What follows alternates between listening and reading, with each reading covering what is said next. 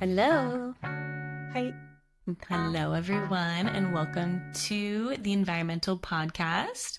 We are your hosts, Ob and Court. We are also the co-founders of Dandelion Branding, and this is our podcast where we talk about the transition to a more sustainable future.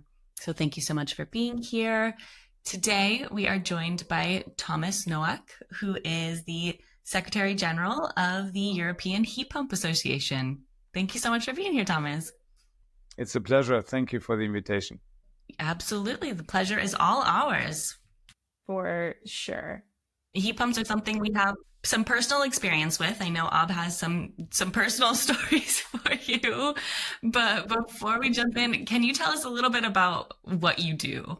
Well, first and foremost, I'm an advocate. You could also say I'm a lobbyist for heat pumps. I'm also a heat pump enthusiast, which many people will testify. When I first discovered how heat pumps work, I was absolutely fascinated. And I thought to myself that we have this pressing energy problem. And normally, if you have such a problem, you would spend billions of euros in solving it and put up research programs and educate people and find engineers and scientists that can solve the issue. And we should actually, I thought about it and to recommend that to the European Commission just to answer then their own request by saying, but we don't have to because we have the solution already. Heat pumps are here. They operate for residential, commercial, industrial applications, also for district heating. And so, yeah, I think first and foremost, I am an advocate, but I'm also totally fascinated by this technology. And I think we should use them wherever we can because they also have this benefit of helping us to increase the utilization factor of wind and photovoltaic so they can stabilize the electric grid. So they're basically good for everybody because they provide comfort for all of us and they help us to decarbonize the energy system in a meaningful way. So that's what I'm doing. I'm advocating for this technology. I love it. I love it a lot. I'm curious if you could explain what a heat pump is for the folks in our audience that don't know. Would your audience be surprised if I said that all of you have a heat pump already? Potentially, especially folks in the States where, not as familiar. So what it is it's basically the refrigeration cycle. So it's a cycle that uses energy at a comparatively low temperature level to evaporate a refrigerant. And then that everybody knows how that works, right? It's when you jump into a pool, you come out in summer and then you feel cold on your skin. That's evaporation. And then if you imagine that we could collect that vapor and compress it, as you do when you pump up air into when you inflate your bicycle tire and then you touch the tip of your pump and then it's a heat pump because it's very warm. And you're compressing the molecules, lift the temperature level, and then you can bring it to a useful application inside a heating system or inside an industrial process. But why am I saying that all of us have that already? You have a fridge. Everybody has a fridge. And a fridge works exactly like this. You put the stuff that you want to cool inside the fridge. The energy from the products, from the milk, for example, from the drinks, from the cheese, is dissipated in the fridge. But there's heat exchangers in the outside walls and the inside walls.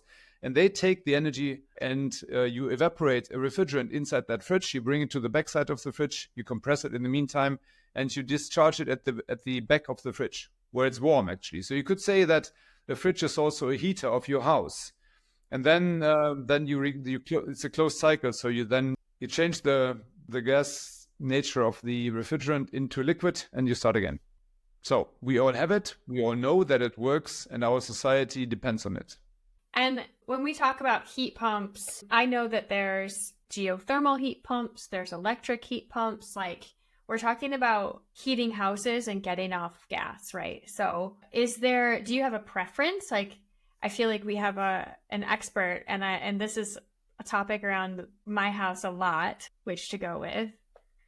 I think my main preference is that we replace fossil oil and gas with any type of heat pump that you can find.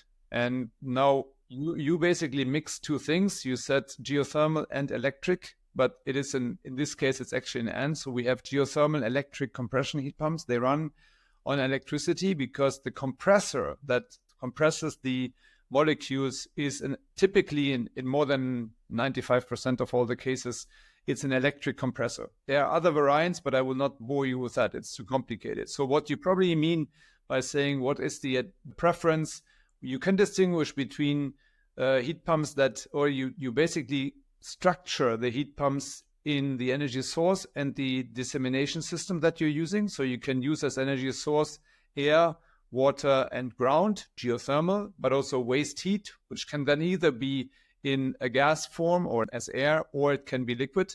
And then the other side is the sink. How do I disseminate the energy in the building or the industrial process? And that can again be air, or it can be water-based heating systems with radiators or floor heating, or duct-based heating systems with using hot air. And so that's the distinction. And typically what we see is that your choice is very much depending on the tradition of the area where the house is built.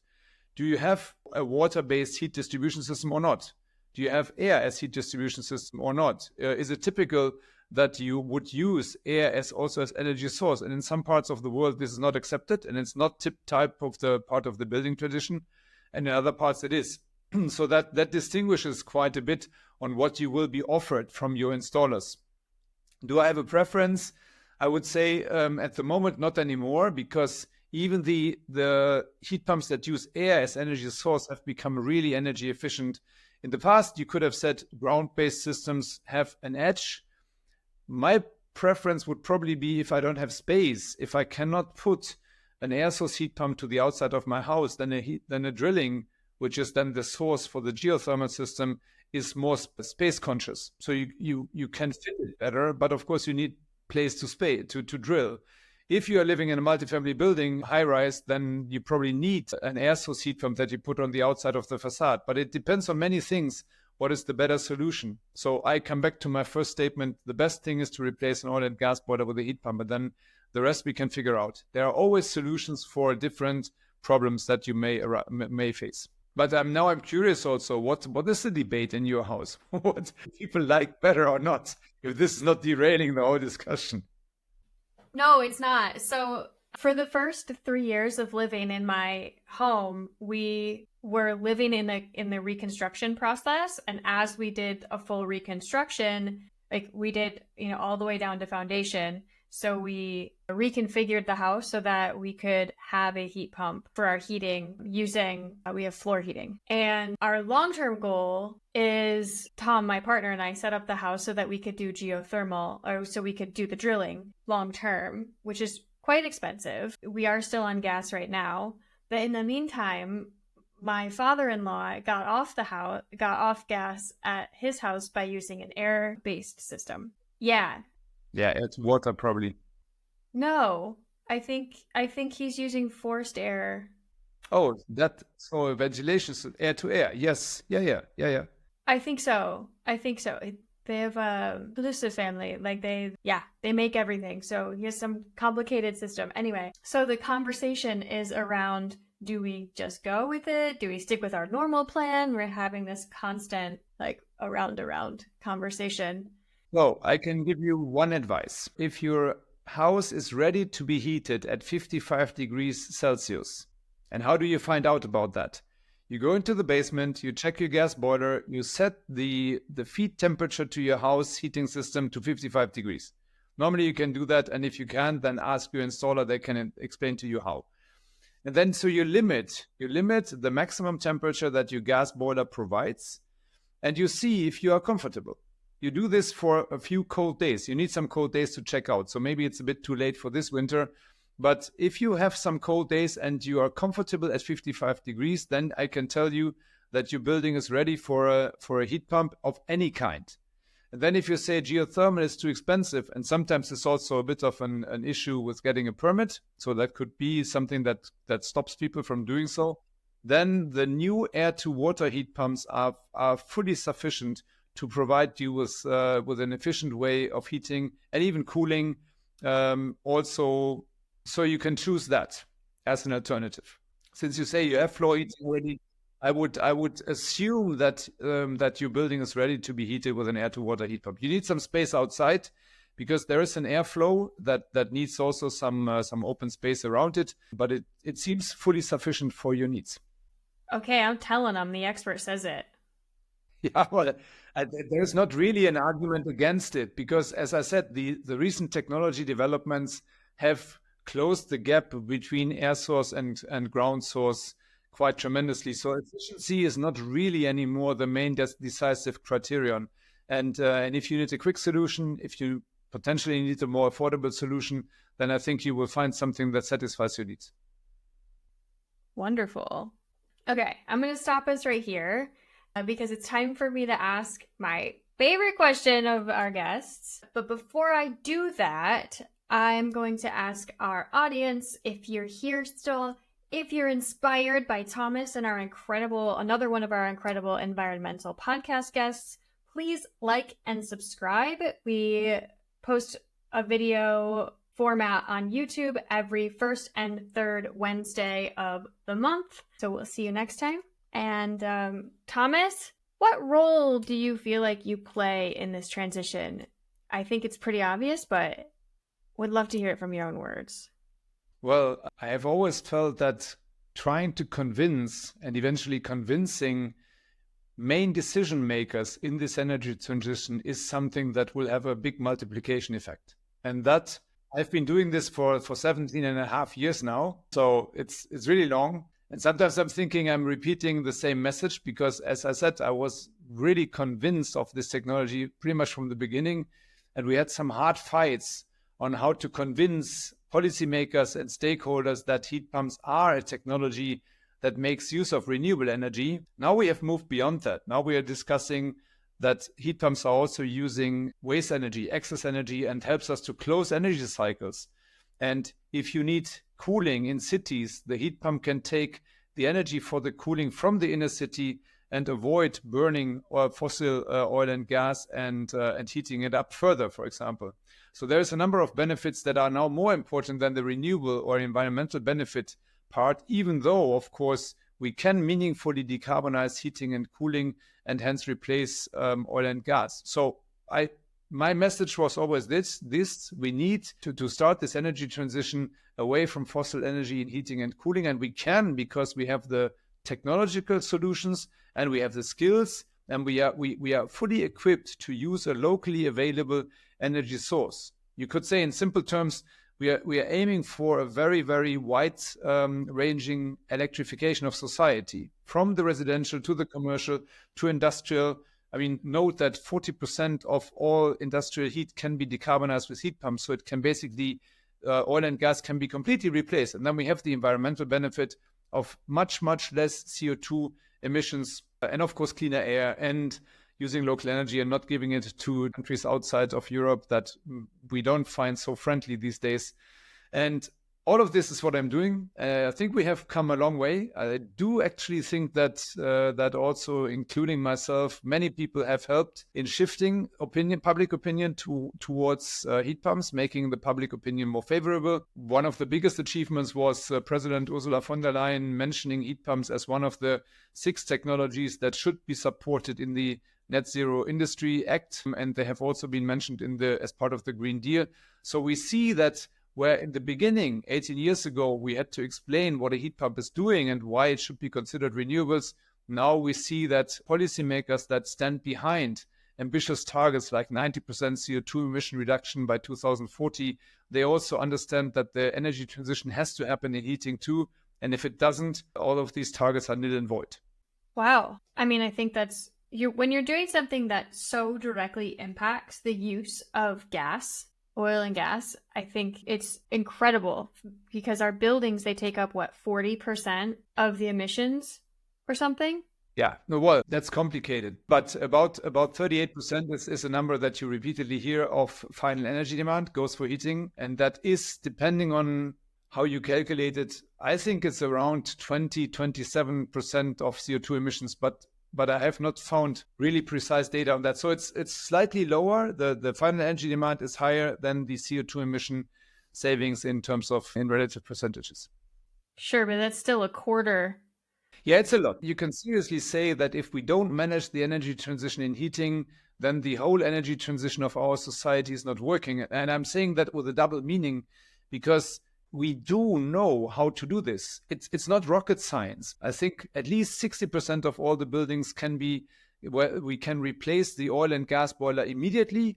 And then maybe another 10-20%, you just have to do some small things, replace some radiators, tighten the windows so that you don't have draft, things like that are not deep renovation. And then, of course, there are also some buildings where maybe 30% is that need deep renovation. But once you have done this deep renovation, then they're absolutely ready for a heat pump. What I find most striking is that it's still so difficult to ban oil and gas boilers in new buildings, because if you build a new building, there is no reason, I cannot imagine a single reason why you should put fossil boiler into a new building. And yet it's happening.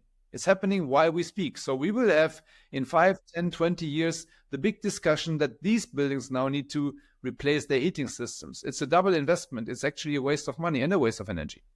Yeah. And it's a waste of money anyway, because it's actually cheaper. I mean, I think the first install is a bit more expensive with a heat pump, but it's cheaper to operate over time, right? Well, that depends again. I'm sorry to say there's still a lot of depends. So technically speaking, we are saving energy. It's okay. That's why you're here. Yeah.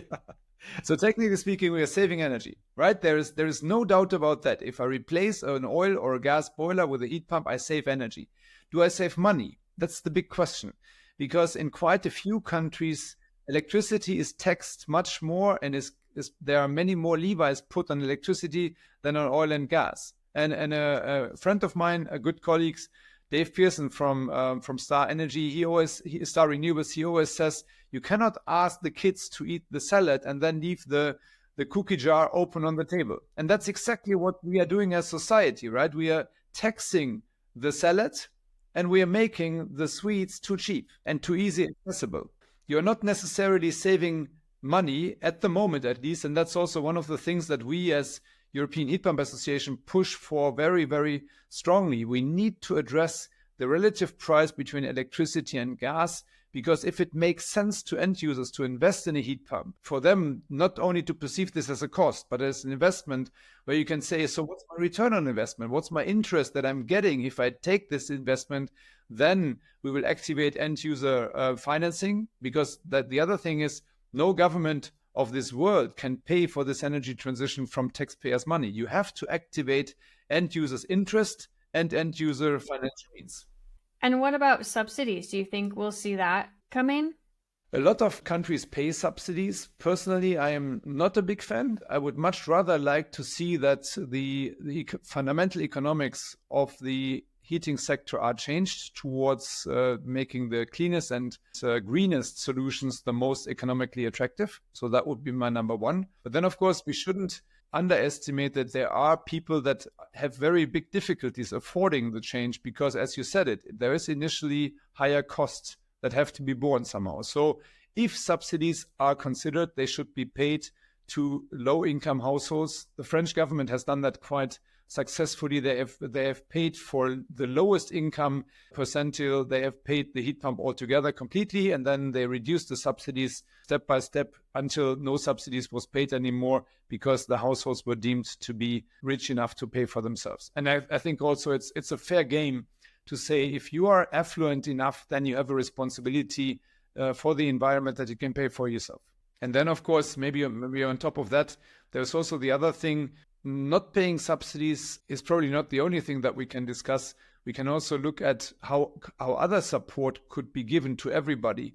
And there's this idea of one-stop shops where people give you advice and help you to take an informed decision, and to take a decision that makes you that leaves you with peace of mind of having done the right thing. That can extend to also helping you to access financing opportunities which are available. I mean, not everything has to be a subsidy. It can also be done by helping you to finance purchase decision yourself, and giving you an overview of how you can do that. I'm just curious, like, what are some of the goals of the association right now? Like, kind of, what are you working on? Well, if you have followed what we have done so far, then you have seen a mixed bag of messages. We have been very satisfied with the coverage that heat pumps have received in the different pieces of legislation. The Fit for 55 package, for example, which includes the Renewable Directive, the Energy Efficiency Directive, the Energy Performance of Buildings Directive. All of these recognize heat pumps as a solution for their respective targets. So that was very good. We also think that it was the right thing from the European Commission to take a step away from technology neutrality and replace that by technology clarity. Technology clarity means for me that you select those technologies that you expect to have the biggest impact on the energy transition, and heat pumps are for sure one of them in the heating sector, in the built environment, etc. But at the same time, we still see that there is still a mismatch between the cost for electricity versus gas. So this idea of give a full support for electrification, look at these taxation levels, start the grid build up so that we don't see in 2, 3, 4 years that people want heat pumps, but maybe they also want electric vehicles, or they want to connect their own photovoltaic plants. And then the grid operators tell you, sorry, but we haven't planned for that. Now you can't do it, or you have to wait 2, 3, 4, 5 years. So there is this thing of anticipatory investments that need to be pushed forward. And we as associations also think that we don't have time. The change is going so slow that we have been asking for higher ambition, but not only higher ambition in words, but also higher ambition in action.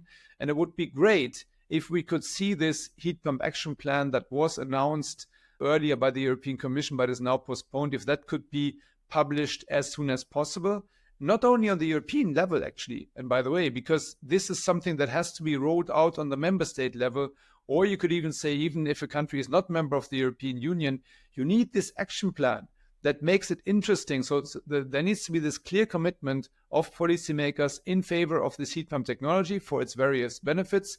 There needs to be this framework conditions that make it more economically attractive. We have to look at skills. So do we have enough people that can plan, build, install, maintain, but also help finance, because the banking sector needs to be educated of these heat pumps. And then, even though I'm saying we have basically all the solutions, there is still some room for innovation, especially when it comes to making the heat pumps smarter, making them smaller, more compact so that they can fit everywhere. But most importantly, they also fit in the electric grid and help us with this system integration or sector coupling challenge. What a big topic. Yeah, we're far from done. True. Yeah. Sometimes, you think, yeah, this is a solution that we have. And then you make the list of all the things that have to happen for that solution to show up. And you're like, oh, well, at least I have a list, Yeah, and at least we have people like you that ask the right questions. So that's also something. So we have the technology, we know what to do, and we are getting increasing interest. And I mean, by the way, last year nearly 3 million heat pumps were sold. So it's by far not a mini technology, right? There is a market already, and there's a huge group of people that is pushing in this direction, and that makes me also quite satisfied to see that we are not a minority anymore. This is about 30% of the annual heating market consists of heat pumps. So it's a very good basis to really move it to, I don't know, 70, 80, 90. I wouldn't say 100, because there's always the room for other technologies that have a contribution to make. But really a huge share of the heating sector should be, and of annual sales should be, heat pumps. Wow. You mentioned about the grid. And this is something that we hear about a lot in especially in the EU. I think in the States, it's actually a bigger issue that is talked about a bit less. But adding heat pumps to the grid, and then, as you're saying, electric vehicles, electrifying your house, how realistic do you think it is for us we have to make this transition, right? But how realistic do you see it? Or is that just not something you can feel concerned about right now? We just have to kind of cross that bridge when we get to it? No. We have to take action now. I am optimistic. I do think that if you look back, let's say 70 years, then you could still run a train with steam engines. And then steam engines were really not comfortable anymore, and people didn't like it because it was dirty and a lot of work and manual labor. So they replaced coal with diesel. And then it was the time of diesel engines. And the United States never made it to electrification much, but so you still have a lot of diesel engines there. But here in Europe, and I'm just coming back from Japan, also there, electrification of train travel is the thing to do. And high-speed trains, so the best trains that you can find, the best train systems that you can find are fully electrified. And that took 70 years. And the heat pumps came to market maybe in 2000. Well, actually, when I started my own work career, I did an internship, and the boss of that company, he showed me the heat pump drawings, but he wasn't convinced. He said, look, this is heat pumps. We tried that product, didn't work. That was 1990. Let's say we are 40 years into the transition from that perspective. So that leaves us another 30. So I think I will still be, hopefully at least, I would really enjoy to see if we manage to do that transition to a level of 60, 70% in the next 20 years, because I think then it's automatic, and the last percentage points will be difficult, but they will happen automatically. I'm really optimistic that it can happen, and I do think that there is much more interest in electrification from the transport perspective and from people wanting to have a photovoltaic panel on their own roof. So this will drive towards a better equipment with capacity, with grid capacity, and also with an expansion of the substations and the distribution lines that we all need. And then the heat pumps will eat the crumbs from that table, because heat pumps can run in times of surplus and be switched off in times of scarcity. So do this demand and flexibility service to the grid. Heat pump-based systems for sure can do that. And that makes them useful, but they are also very modest in their requirements, much more modest than your requirements for transport or for maybe being able to inject electrons when they are producing your new roof. I think it can happen. And with the interest that we see today, I've talked to quite a few policymakers that give the guidance now to their own utilities to make plans where they say, plan for 70% renewables, plan for 70% electric vehicle penetration. And if you do that, then start to build. Whenever you open the ground, change the cables. Whenever you replace a substation, make it one category bigger so that you're prepared for an additional increase in demand. Really smart. It's a really good way to do it. Yeah, and now that you see that we build more photovoltaic and we build more wind, then also that will put the pressure on grid expansion that heat pumps will benefit from in stage 2. I like the thought that it's less energy intensive than transport. Oh yeah, well it's you're connecting 2.5 kilowatts, maybe less than that. Yeah. So just I made this. I put this on, I think on LinkedIn. I was in a hotel. I looked at the hairdryer. A hairdryer has 1,800 watts, 1.8 kilowatts. So a heat pump uses less energy than 2 hairdryers. Okay. Right? So, and you don't have to ask anybody for the hairdryer. Of course, I mean, now, in all honesty, you don't dry your hair for 5 hours, but the heat pump may run for 5 hours. But anyway, so the peak load that the heat pump puts on the grid is less than 2 hairdryers. That is helpful. And we're talking about a quarter of energy. Yeah, we're talking about a quarter of our... Yeah, and I mean, if you also look at it from the perspective, we are comparing primary energy and final energy. I mean, always if you compare all these numbers on primary energy, then the numbers are quite big. But if you electrify, and sometimes people tell me, yeah, you can't have enough energy for the heat pumps, that we can never manage. But the reality is, if you were to take all the gas that is today used for heating and you burn it in CCTG, so the most efficient electric power plants, then you would save about half the energy that we're using today for oil and gas if you replaced every gas boiler with heat pumps. So that's the immediate, right? That's simply, so you could say electrification of heat is energy efficiency first. And energy efficiency first has been one of the mantras of the previous commission for sure. It's now ingrained in many of the pieces of legislation. So if we electrify heating, we save about 50% of energy immediately, and without a lot of additional effort. I'm a fan. Good. So I'm a fan. I mean, I was already a fan, but I'm a huge fan. I'm even a bigger fan now. But for people like you that look at the branding side, I think we still need to look at the narrative. The narrative could be very positive. We see sometimes that some policymakers are really afraid of this change and of all the steps that are needed. You need to convince all the end users. You need to find installers that do it. You need to be able to finance the product. And then they even make dirt in your house. So who would want that, right? So I'm thinking one of the cool things would be to offer a package deal where you say, look, end user, we offer you a replacement of your heating system plus 3 weeks of holidays on one of the Greek islands, for example.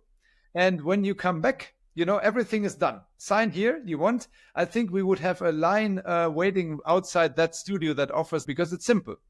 So I'd take that up. I think you've got a job in marketing if you'd want one. Yeah. But I think from the perspective of policymakers, if we are the situation that we are in, if we were to tell the president of the European Commission to say, look, end users don't want to have sleepless nights over the cost of heating. Many of them don't want to be responsible for regimes and for political systems that they don't appreciate. They don't want that they are blackmailed with using gas. All of these is negative. They don't want the emissions. But at the same time, they do not want to be the only ones that take that burden. So if we could shape a story for the next commission to say, hey, this energy transition in heating should be your most precious topic to tackle, because you can. But if you build the narrative around this of saying we have the technology, we use a local energy source, we will make sure that we make the economics right, so that it makes sense for you, that you feel good, because we help you to save money on heating, and we create perspectives because it means jobs and export potential and a cleaner environment for all Europeans. What's bad? What's not to like? And then you could say, even if we are wrong in this energy transition, then we still have more local jobs and clean environment. So, then there's also no mistake to be made. Exactly. I'd love to tell that story. I'd be all about it. But let's go. Yeah. And speaking of let's go, how can people get a hold of you if they want to ask you more questions? I think you could be on a call with us for hours and we would just eat it up. But if somebody else wants to talk to you about heat pumps and this transition, where can they find you? Well, the most immediate thing is there is a big conference on buildings and construction in Paris on the 7th and 8th of March. I will attend that and I will moderate the session. Then there is Mostra Convenio in Milan. We will be there as EHPA, so it's easy to meet me there. And then, of course, social media. I'm on LinkedIn as Thomas Nowak EU. That's easy to find. And I typically have my first name dot last name as email address plus the respective company that I'm working for. I'm saying that because I will be shifting jobs to a Swedish company soon, but that's also documented on LinkedIn, so easy to find. And as a general advice, if somebody really needs to talk to me, try to find out about my phone number, because it's much better to call me than to send me emails. We'll put the link to your LinkedIn in our show notes and also in our accompanying article, so people can click it and get right to you. Super. Thanks a lot. And I'm very happy to talk about this topic, really also from the systems perspective, again and again and again, because I think it's not done yet. We have to repeat it 3,000 times at least to say this is a good technology. We really want to have it because it makes our life and our societies better. Yeah, absolutely. Thank you so much for coming on our show, Thomas. It was great to have you on. And thank you, everyone, for sticking around, and we'll see you next time. Thank you. Thank you, Courtney. Bye-bye. And good luck with dandelion branding. Thank you.